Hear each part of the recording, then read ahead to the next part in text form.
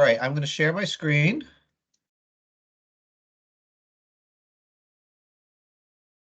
Oh, we still got some people coming in. All right. Well, again, thanks to everybody for joining, giving up some of your Sunday evening. I'll try to get you guys out of here in like 2, 3 hours. I'm just kidding. A half hour. We're going to do a solid stop. All right. Let me share my screen here. So, a lot of you guys are returning, and a lot of you guys are new. So, I'm having some computer problems here. All right. Can everybody see that? Thumbs up, somebody. All right, great.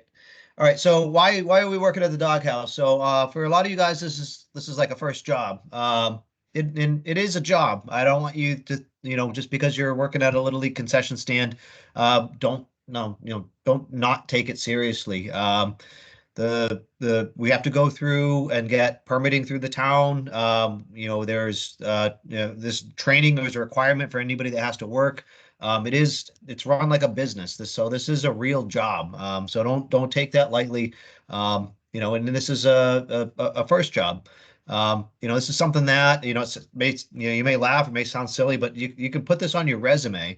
In the future, all of you guys are going to be, looking for jobs. You may have to submit a resume for wherever you want to work in the future. And to be able to put something on a resume to say, hey, I worked at the Little League seasonal concession stand from 2024 through 2027, it's a lot better than somebody who hands in a resume that has nothing on it. So this is a real job for you guys. You can learn, good working habits. You're coming in, you have requirements that you're supposed to do, you're supposed to follow, responsibilities, things that you're supposed to do during your shift that you need to be responsible for. And then just makes good working habits. And then really it's part of the overall Little League experience. A lot of you guys played in the Little League program, whether it was baseball, softball, and I'm sure you all remember, when you were a lot younger and, how much fun it was to go up and get some candy at the end of the game, hot dog, things like that. You guys are all providing that to the kids that are playing today. It's part of that experience. It makes it a much more fun experience for the kids that are participating in the program. This isn't a huge money maker for the league. We're not doing this so we can get rich. It's really providing that experience for the little kids and giving you guys an opportunity to make some money. It's you get 15, I think we're up to $15 an hour at this point, and you have the opportunity to put some money in your pocket and use whatever you guys are doing now. So there's a lot of good reasons to be working at the Doghouse. Wow, you guys keep flowing in here. We're up to 67 people. This is great. All right. So expectations. So be on time. If you have a shift assigned to you, try to show up a couple minutes early, so that way you can do a transition with either the volunteer parent who's getting the Doghouse open, or if there's a worker there working a shift before you, so you can do a handoff rather than just kind of running in and running out. So try to be on time for your shifts. Communicate in advance of any changes.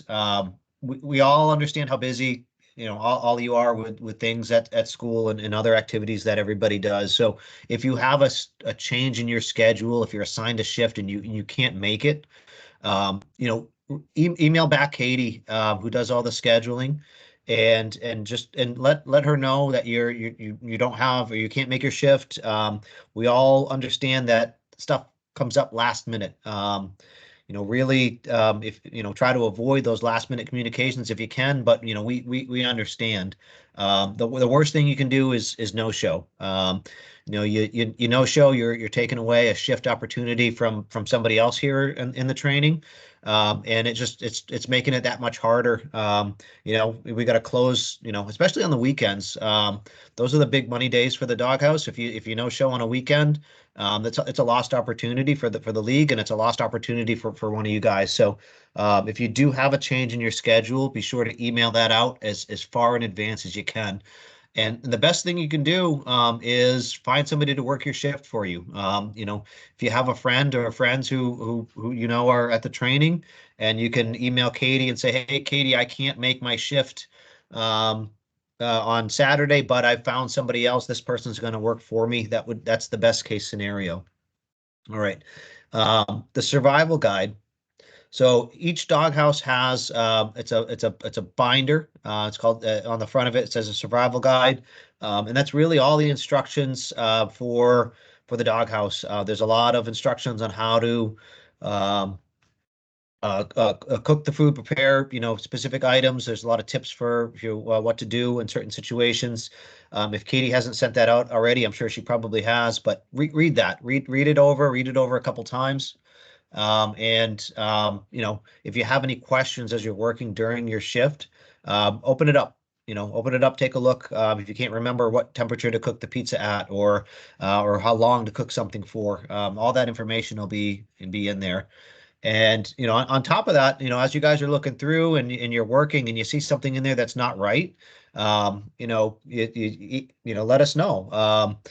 Hey, I cooked the pizza for 10 minutes, like you said, but it came out burnt. It should only be 8. That's good feedback that we want from you guys. So, um, and then next, so keep the doghouse clean and neat at all times. Nobody wants that. It's a place where we're preparing food. Just like your kitchen's at home, you don't want your kitchen counters dirty when you're making your lunch or dinner.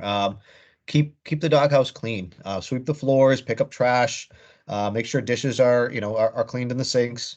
And then when you have downtime, it's not always, I know it gets really busy sometimes, but when you have downtime, clean, wipe down the counters. There's cleaner, do the dishes, try to stay up and keep the doghouse, really clean. Especially on the weekends, none of you guys want to show up to the doghouse that's a mess, and take that over from the shift ahead of you. And just like our volunteers that go to close the doghouse at night, they don't want to show up and have it be a mess. So just keep up with the cleaning as your shift is going along. Um, Wash your hands and wear gloves. So each doghouse has a hand washing sink. It's a sink that's specific for hand washing. It's got soap. It's got a sign on it that says for hand washing only. Wash your hands when you get there. Wash your hands, anytime, before you're preparing food. If you handle money and then you go to prepare food, make sure you wash your hands before you do any of that. And that, washing hands is not a substitute for the gloves. So in addition to washing your hands, make sure you're using the plastic gloves that, we have tons of boxes of these plastic gloves. So if you're touching food, make sure you don't touch it with your bare hands. Make sure you have one of those plastic gloves on. We already talked about cleaning. And then, if you're the last shift of the day, as you get towards the end, you always get that slug of kids and families that come in at the end of when the games are over. But that's also a good time to start cleaning up, start putting things away. Anything you can do, the board members that come and close at the end of the evening, they're all volunteers. They're doing it out of their own personal time. So you guys are there, you're getting paid. If you can help out by cleaning up a little bit before your shift is over, that's a big help for all of us. All right. Check twice before opening a new box of anything. So if you think you're out of something, just before you open a new box, whether it's a box of candy, box of Oreos, or anything, just do a double take. Make sure there's not already an open box. So especially as we get towards the end of the season, anything we don't open, we can return. So if you run out of Sour Patch Kids and you go and open another box but don't realize there's already another open box there, so we can't return that anymore. Not so much at the beginning of the year, but definitely as we get towards the end of the year, just do a double check to make sure we don't have 4 or 5 boxes open of the same exact thing. Um, Restock the drink fridge. So definitely, um, when you have downtime, especially during the summer. You guys that have worked in the past during the Sizzler tournament, when we have a hot day, you know how fast those drinks get sold. It's almost like we can't keep up with them. So when you have downtime, restock the drink fridge. In at EMC, the drinks are stored in the back with the maintenance area where all the umpire gear and the field equipment is. So there's always pallets of drinks back there. Um, in Carrigan, the drinks are right there in the same room. So, as you go through your shift, restock drinks that you use, and even more importantly, as people come up to buy drinks, kind of make a mental note of where you put the if you're restocking, where you put the warm drinks. Don't sell anybody any warm drinks. Make sure you're always pulling cold drinks for sale out of the refrigerator. When you have downtime, just keep, stock it up, and like I said, during the Sizzler tournament, if the fridge doesn't get stocked, we'll actually run out. So the more you can do to keep the drink fridge, the Coke fridge stocked at each location, the better off it'll be for everybody. Um, and then just going back to communication, if you're working a shift and you realize we're low on something or we've run out at something, let Katie know. Katie does a good job of going back and forth and trying to keep up with inventory. But if we run out of pizza or we run out of hot dogs or something along those lines, just shoot her a quick email when you get home or while you're at the doghouse on your phone, and just let her know, and she'll definitely appreciate that. All right. Um, so anyone who's not on the workers list or is not scheduled is not allowed in the doghouse. This came up a couple times last year. Um, so, it's not, you guys are there to work. It's not, I don't want to say you don't have fun, because you can still have fun while you're working, but it's not social hour. It's time, you're there, you're focused on, selling products, working with the people that are at the game. If it's a definite no-no of anybody who hasn't gone through the training. If you haven't gone through the training, you're not allowed in the doghouse at all. And that's a rule from the Hopkinton Board of Health. But you're there to work. So if you have friends that are at the game and they want to come in, just politely just say them no, it's not allowed. This did come up a couple times last season, and it was a problem, because rather than focusing on the task, it was kind of like social hour, and people weren't doing what they were supposed to. And I don't want to make this sound like it's a threat, but it's like, guys, there's always people at the field that see what going on, that see what goes on. Parents, who know you, who know me, who know Katie, and the instances last year that came up. It was an email from a parent that said, hey Gabe, hey Katie, I don't know who was working at the doghouse last night, but they were screwing around and they weren't doing what they were supposed to. And those are the emails that we hate getting, because the next email is to one of you guys and say, hey, what was going on, and we don't want to do that. So just keep that in mind. When you're working there on your shift, you're the only ones that are supposed to be in there, during those hours. All right. As far as food, drink, just like any other business, food and drink cost the league money. If you would like to have some food or have something to drink, that's fine. You do have to pay for it. We are asking everybody to be on the honor system here. It's not something we're going to police. We're just asking everybody to use your best judgment when, if you want a pack of candy or you want something out of the drink fridge. Just make sure you pay for it. If you don't have money on you at that time, and you want to remember to do it the next time, that's fine. But if there's 70 of you guys, if everybody takes a free drink or a free pack of candy every time you're working, the doghouse is going to go out of business. It's not a business where we make a ton of profit. So we just want to make sure you guys are being on the honor system and paying for what you take. The only exception is the hot food. If it's going to go to waste and you guys are running out the door at the end of your shift and you want to grab a hot dog or a pretzel or a piece of pizza that's just going to get thrown away anyway, that's fine. Help yourselves to that. But otherwise, any of the prepackaged food, drinks, things like that, make sure you guys are paying for those. All right. So tip jar, I don't want to see any tip jars on the windows. You guys are more often than not, you're getting paid, for an entire shift. A lot of times you guys get cut out early. You're getting 15 bucks an hour. We're not taking taxes out of that. So it's kind of tacky to have the tip jar up on the counter, and we don't want to see it. And you know, it's they don't want to. Again, don't want to sound like we're threatening anybody, but this is very, very clear. You know that we don't want to see it up there this year, and if we do, we're going to ask you to take it down, and you're probably not going to get another shift after that. All right. Don't serve old food. You know, this is as you guys work and work more, you know, as you get more experience in working in the doghouse, you'll know what I mean here. You know, you got a piece of pizza that's been sitting there for 2 hours and somebody comes up for and asks for it, don't sell it to them. It's not going to taste good. You know, if you wouldn't eat it, don't sell it to somebody. Especially with the food that cooks pretty quick. You know, the pizza, the pretzels. You know, a lot of those things cook in like 3 or 4 minutes. So, you know, it's always good to keep, you know, the number of pieces of pizza or the number of pretzels a little bit lower. And then, you know, cook them as you go rather than to cook like 10 or 15 pieces and let them sit there in the warming oven all evening and then sell something that's going to be, you know, lukewarm at the end of the night. So, you know, just keep an eye on that. You know, and that also helps out with the waste, the food waste. So you cook 10, 15 pieces of pizza at the beginning of a shift and you only sell three of them and all, you know, you grab one for yourself on the way out. Now we got to throw away 10. We don't want to do that. So just keep that in mind. You know, and make sure you have a couple pieces always ready to go, but just recognize that it doesn't take too long to cook those things. Things like the chicken nuggets. I'm trying to think of some other things that may take a little bit longer to cook. I think the chicken nuggets take like 10 or 15 minutes to cook. You want to have a couple of those because somebody's not going to stand around and wait 15 minutes for nuggets to be ready.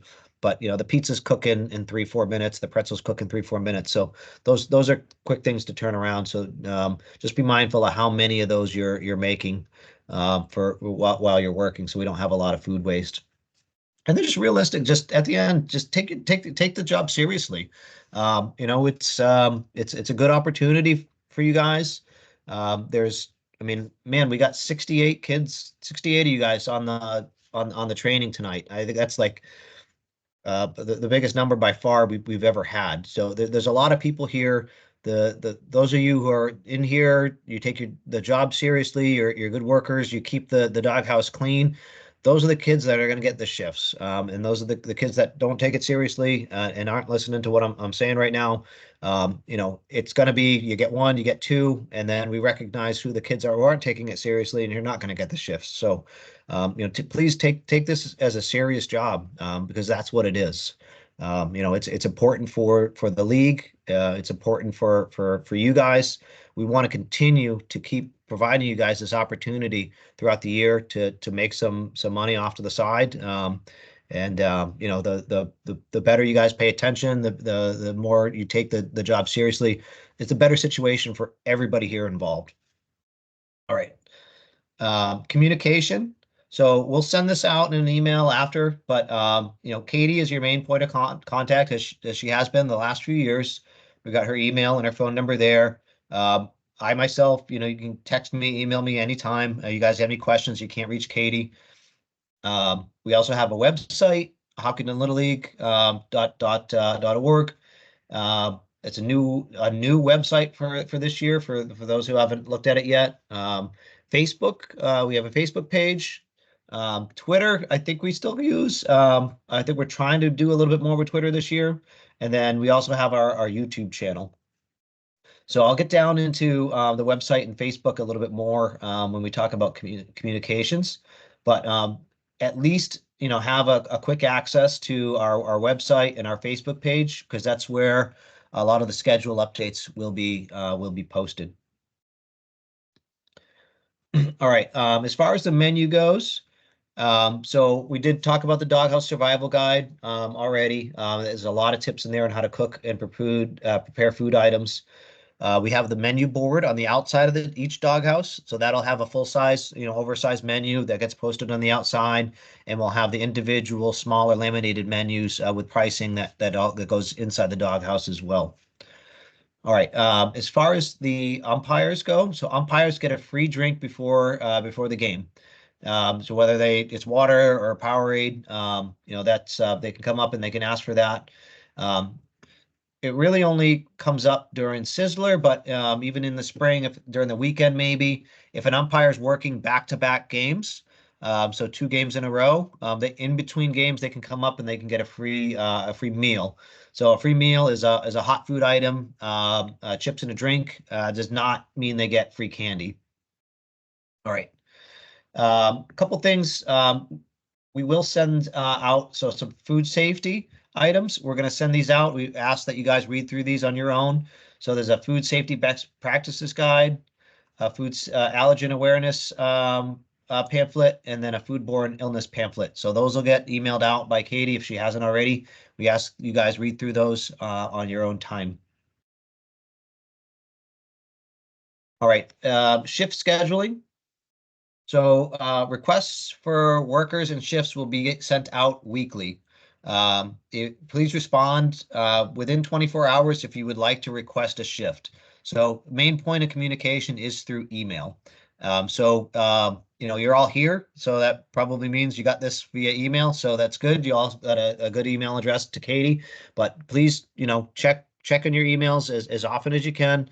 The main point of means of communication will be through email. So once the week is scheduled, Katie will send out an email with who's working what shifts. So just because you request a shift doesn't mean you get it. There's a second action there. So Katie will email back out with the schedule for each week. So please just if you request a shift, go back in your email and just confirm, if you've been given a shift or not. I just You guys just appreciate how many of you there are this year. Like I said, there's 68 of you on the training. So your trainings may be, or your shifts may be a little bit more spread out. So you may not get something every week, but we'll do our best to try to keep them as even as we possibly can. Um, if you can't make a shift after you've been assigned one, like I said, try and find a replacement worker. Let Katie know. Worst case scenario, you can't find anybody to cover for you. Just email as far in advance as you can, and so that way we can get that shift filled. If you guys are trading shifts, if you're assigned a shift, you can't make it, you ask your friend to work for you, and just again, just let us know. If you don't let us know, whoever was assigned the shift is the person that's going to get paid. So, if John asked Mike to work for him, but doesn't, John doesn't let Katie know. John's going to get the paycheck and Mike's going to get nothing. And then we'll get an email from Mike saying, hey, I worked on this date, and I didn't get paid. And we'll say, oh, well, I'm sorry, I don't have any record of you working that day. So if you do want to trade off your shifts, that's fine, but just please communicate that out. And if you forget to do that, it'll be up to you guys to work out the financials, off to the side among yourselves or whoever you trade your shift with. All right. As far as game cancellations go, it's been a terrible spring so far as far as the rain. Hopefully that clears up. But if we do have a game cancellation, so those will be posted on the league website and also on the Facebook, and we'll try Twitter this year. But like I said, the website and the Facebook are probably the best. Make a habit of checking prior to leaving for your work shift. And it's not just when it's raining out. We had a couple issues last year where the sprinkler system had a leak and flooded the field and we couldn't play. So even if we canceled the game, just do a check on either the website or Facebook before you leave to go to your shift. If the game is canceled prior to the start of your shift, and you arrive for your shift anyway, you're not going to get paid. Because like I said, you should be checking before you leave. If it gets canceled after you show up, you're gonna get paid a minimum of an hour. So you show up, the game gets canceled. 15 minutes later, you'll get paid an hour. Or if it gets canceled, 2 hours into your shift, you get paid for whatever time you work after that. And then as far as once games are canceled, they will get rescheduled, and rescheduled games will be a first come first served basis. So the weekly schedule goes out. We're going to try to divvy that up as evenly as we can amongst you guys. But a reschedule is a quick turnaround. So Katie will send out, emails during the week saying, "Hey, we have a reschedule on Friday. I need somebody to right away." Or even sometimes it's same day. Somebody doesn't, get sick and has to cancel. So those last minute or reschedules, things like that, those will be first come, first serve. So, Katie will send that request out. First person to respond to the request will get the shift. All right. Paychecks. So your hours will get sent to the league treasurer every week, and the league treasurer will send out paychecks in the mail monthly. Our league treasurer is also a volunteer, so if he's away or he can't get to it one week, it may slip a week, but the goal is to send you guys monthly paychecks. When you guys put in your applications, just do a sanity check. Make sure you put a good mailing address on your application. If your family uses a PO box and you put your house address on the application, just let Katie know so she can get that updated because the checks will be coming in the mail. And then if you have a discrepancy in your paycheck and you haven't gotten paid or you got a paycheck and it doesn't match up with the hours you worked, just email us, let us know, and we'll try to get it resolved as quickly as we possibly can. So, all right, that's the end of my spiel here. See if we had any questions in the chat. Doesn't look like it. All right, and we finished in a half hour. Any questions before we sign off? All right, great. Thanks for joining, everyone. Have a great night and a great season.